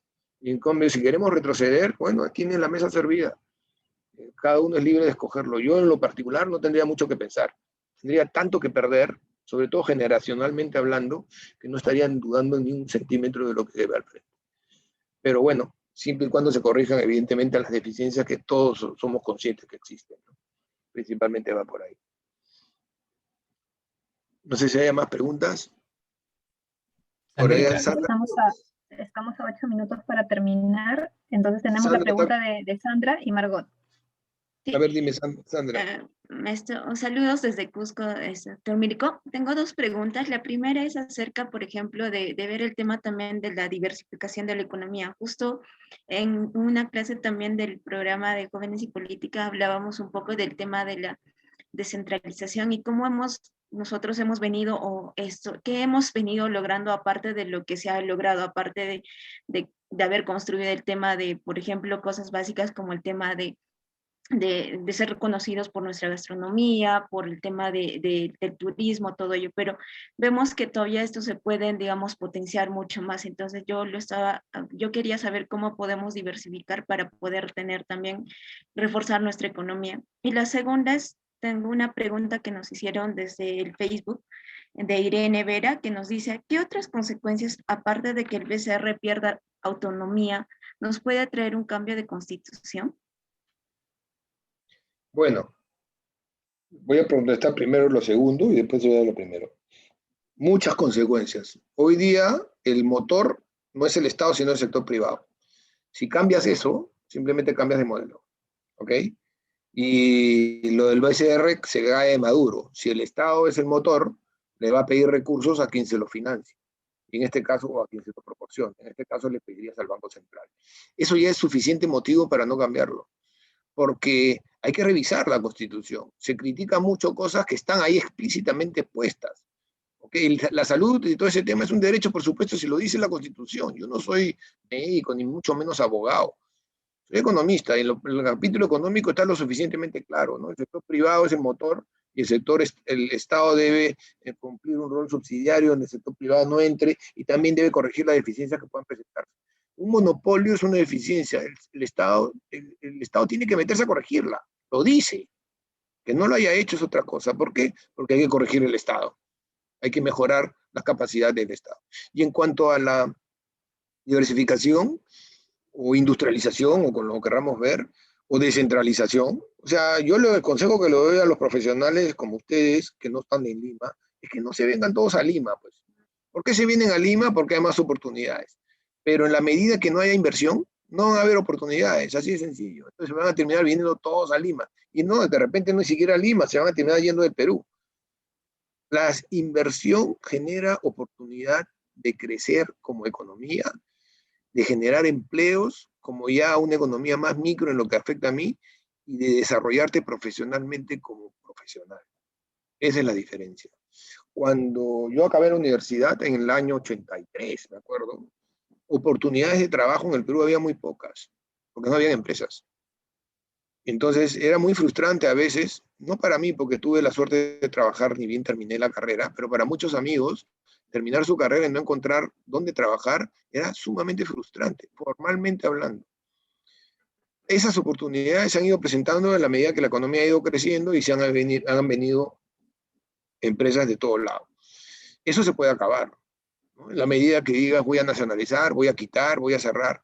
Y ejemplo lo vemos en el periódico, ¿no? O sea, en Argentina, por ejemplo, sin ir muy lejos, se acaba de cerrar Falabella. Cerró Falabella. O sea, Saga Falabella de Argentina ya no está. Eso significa que cerraron sus tiendas y se quedaron sin trabajo todos los que estaban ahí. Y todos los colaterales, ¿no? Todos los proveedores. Eso es una decisión empresarial porque le da la gana al empresario de tomar. ¿Por qué? Porque no se siente con seguridad en el sitio donde está invirtiendo. De Perú se fue a Almacenes París el año pasado, ¿no? Tenían no sé cuántas tiendas, se quedaron sin trabajo todos los que estaban ahí. Son decisiones de inversión, los inversionistas toman, y el inversionista es muy asustadizo, se asusta muy rápido, o sea, quiere estar tranquilo, donde menos le compliquen la vida, y hay muchas oportunidades fuera de Perú que se puedan presentar y por lo tanto quieren saber aprovechar. Alguno de ustedes me dijo, oye, es una oportunidad porque Chile se está poniendo en problemas, y sí, pues yo creo que si decidimos bien el domingo, se van a abrir una serie de oportunidades porque todo el mundo va a querer venir a poner su plata al Perú, siempre y cuando te respeten las reglas de juego que existen, ¿no? Pero si te van a romper las reglas de juego, si entramos a un problema, un poco contestando a tu pregunta, basta con que digas que vas a cambiar la Constitución para que se paralice el país. ¿Por qué? Porque en todo ese tiempo que te demores entre que la preparas, la terminas de armar y la prueban, pasarán 2 años o 3. En 2 años o 3 nadie va a venir a invertir a este país, porque no sabe qué va a pasar. Entonces te están cambiando las reglas, entonces eso va a paralizar las oportunidades de empleo y va a parar la inversión que se tenga, por lo menos a corto plazo, hasta que no me digan qué va a pasar. Eso ya está pasando en Chile. Ya se están yendo las empresas o dejando de ir las empresas a Chile. Y Chile, con todas las deficiencias, era un país que ya se estaba acercando a estándares de país desarrollado. La pobreza en Chile creo que era 1%, la pobreza extrema, 1.5%, o sea, casi nada en pobreza extrema. Que hay problemas de desigualdad como en todo el mundo, pero eso es perfectible, pero no para destruir el sistema. Y lo que están haciendo, están destruyendo un modelo que los ha llevado al primer mundo. Era el ejemplo de Latinoamérica. Y eso nos beneficia, sí nos beneficia, siempre y cuando sabemos aprovechar la oportunidad que se nos está presentando. Entre meter la plata en Chile, meter en Perú, si Perú está más estable, me voy a Perú, pues. Y bienvenido sea, porque somos un país con más recursos. El problema es que no lo sabemos explotar y no lo sabemos explotar correctamente. La descentralización, la mano de obra calificada, el incentivo para trabajar fuera de Lima y más en ciudades y provincias, yo creo que debería estar hablando del día si verdaderamente quieres hacer un plan de desarrollo nacional. Pero no, pues, exoneraciones tributarias a la selva, por ejemplo, de impuestos. Creo que la selva tiene exoneración de impuestos hace muchísimas décadas y no ha logrado nada de desarrollo. Al contrario, la gente pasa, creo que hay camiones que toman la gasolina en Pucallpa y se la venden en Huánuco, o algo así. ¿Por qué? Porque en una pagan IGB y en otra no, entonces hacen el negocio pasándose de un sitio a otro. Esa no es la idea, ¿no? La idea no es informalizar más la protección. Hay que crear clústeres industriales, o sea, las zonas francas deberían estar en pleno desarrollo, o sea, Tacna, Tumbes, por favor, debería ser una zona franca, pero de desarrollo prominente, entre otros ejemplos, ¿no? Y la parte turística ni que se diga. No tenemos infraestructura turística, tenemos unos recursos turísticos impresionantes, pero no hay capacidad hotelera. Somos poquitísimos los hoteles que hay. No podríamos tener una convención de 5.000 empresarios que ya nos dan, porque ahora el Internet ha sustituido los viajes de negocios, pero es imposible. ¿Dónde los alojas? O sea, no hay capacidad. Entonces, tenemos tanto por hacer y tantas oportunidades que ojalá que no desperdiciemos la posibilidad de que venga inversión. La inversión es lo que nos va a sacar del subdesarrollo, no el consumo. Desgraciadamente es así. Y esa es una ley de la economía, o sea, no lo invento yo. Y no es que yo tenga un matiz político detrás. Yo, economía, sé algo. Y lo que intento hacer es transmitir conocimiento. Y lo que les intento decir es, oigan, señores, ya hemos probado y no ha funcionado. Y ahora, en un mundo globalizado como este, funciona menos todavía. Un modelo de atraso en vez de un modelo de desarrollo. ¿Ok? Eso es, y no hay nada más, no hay nada más detrás. No sé, Sandra, si con eso contesté a tu pregunta. Sí, muchas gracias, doctor Mirko. Sí, quedó claro. Ok. Hay una mano más, creo que es Margot, ¿no? Sí, es que nos llegó otra pregunta de Facebook, de Campos Silvana, y nos dice, Sí. ¿qué opinión tiene sobre el actual esquema de regiones? ¿Vamos a tener infraestructura si seguimos con la misma distribución de presupuesto? Yo creo que el problema de las regiones son las regiones. Yo creo que esto fue una medida hecha muy apurada y sin darse cuenta de las implicancias que significa eso. Evidentemente no tienen capacidad técnica para hacer estudios de desarrollo, ¿ok?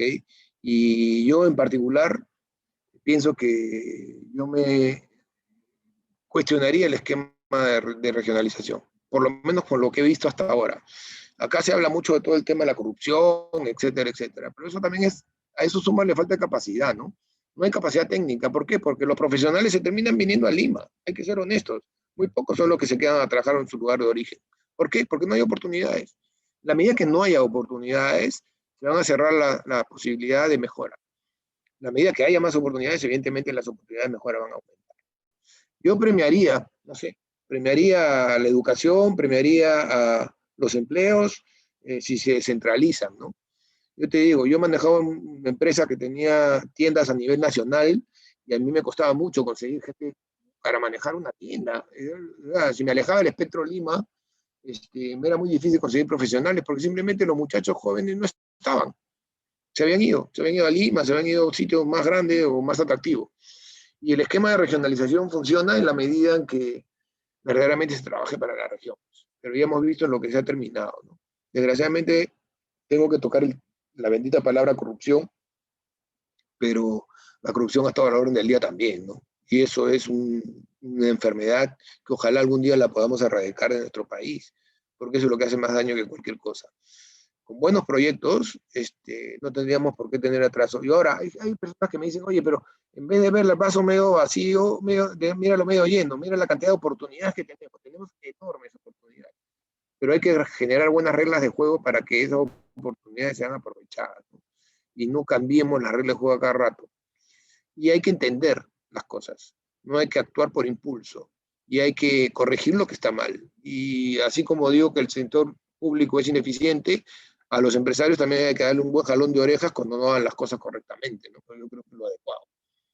Va por ahí. Pero de ahí a patear el tablero, porque lo que se hace con un esquema de romper el modelo es patear el tablero. Es un salto al vacío, porque finalmente ya lo hemos vivido y ahora, con el poco margen de maniobra que tiene, los resultados no van a ser tan buenos como fueron al principio, porque al principio de un modelo de consumo, la gente no se da cuenta, vive como una fiesta, hasta que se acaba la música. Eso pasó en el Perú, en el primer gobierno de García, del 85 al 87, todo el mundo estaba feliz porque se crecía y todo el mundo tenía todo, y de pronto, ¡blum!, se vino abajo. ¿Por qué? Porque se acabó el modelo, se acabaron los recursos.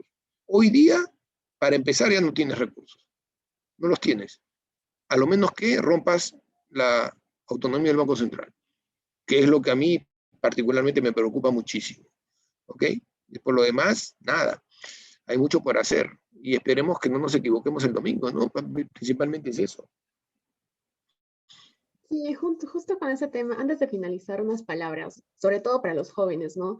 Que todavía están indecisos, y estamos en la recta final. Un pequeño mensaje que darías. Yo le daría, fíjense que tienes dos opciones. Una que te vende una promesa que ya ha demostrado que no funciona y otro que te dice, oye, voy a corregir lo que está mal de un modelo que ha demostrado que funciona. Escoge. Si quieres dimensión desconocida, es tu oportunidad de conocer la dimensión desconocida. Para mí, con la experiencia de vida que tengo, es un salto al vacío en materia económica. Porque como tú bien lo has dicho, o alguno de ustedes lo comentó, primero dicen una cosa, después dicen otra, ahora dicen que van a hacer qué, eso es credibilidad. Y la economía funciona principalmente en base a credibilidad. Si no, no hay nada. No hay expectativas favorables y vas a tener viento en contra con lo que vayas a hacer. Por un lado. Y por otro lado, no hay que perder de vista la perspectiva de las cosas, ¿no? O sea, la única forma de generar bienestar para la gente es creciendo el PBI. Y lo vuelvo a repetir, si el PBI no crece, no se genera riqueza.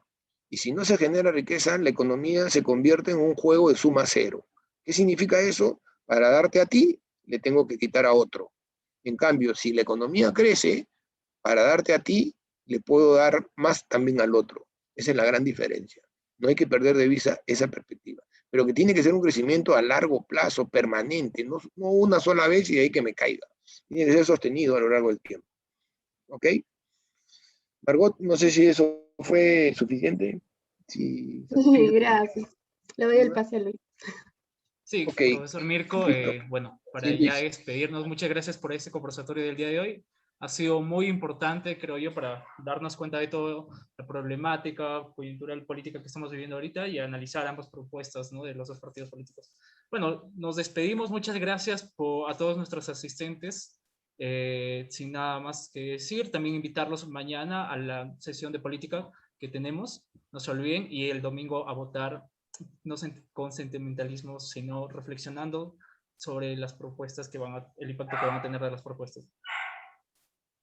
Ok, muchachos, muchas gracias y nada, ha sido un gusto. Ya nos estaremos viendo en otra oportunidad. Muchas gracias por la invitación. Les agradezco a todos ustedes y espero, bueno, que les haya servido de algo lo que les he expuesto. Muchísimas gracias a todos. Gracias. Muchas gracias Muchas Mirko, gracias, Mirko. muchas gracias Muchas chicos, gracias. muchas gracias a todos. Nos vemos Muchas mañana a las gracias. 6 de la tarde para el programa Jóvenes y Política y bueno, continuamos con nuestras actividades la siguiente semana. Ánimo. Gracias, Lichi. Muchísimas gracias. No, a ti Mirko, muchísimas gracias. A todos chicos. Adiós. Chao. Adiós, buenas tardes. Chao, chao.